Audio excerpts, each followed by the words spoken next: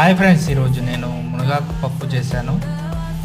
అదే ఫస్ట్ అయితే మునగాకును బాగా తెంపుకొని కడగండి. తర్వాత ఆయిల్ వేసుకోండి. ఆయిల్లో మిరపకాయలు గోలిన తర్వాత ఉల్లిగడ్డలు వేసుకోండి. అందులో కొద్దిగా ఉప్పు కూడా వేసుకోండి. అవి బాగా గోలిన తర్వాత పసుపు వేసుకోండి. పసుపు తర్వాత అల్లం ఎల్లిగడ్డ వేసుకోండి. అవి బాగా గోలిన తర్వాత మునగాకు వేసుకోండి. మునగాకు కూడా బాగా ఫ్రై అయిన తర్వాత మనం నానబెట్టుకున్న పెసరపప్పును వేసుకోండి. అది ఒక 15 మినిట్స్ ఇలాగే మనం చేసాము అనుకోండి, గోలిన తర్వాత మనకు కర్రీ రెడీ అవుతుంది. లాస్ట్కి కొత్తిమీర వేసుకుంటే అయిపోతుంది, తినడానికి రెడీ అయిపోతుంది.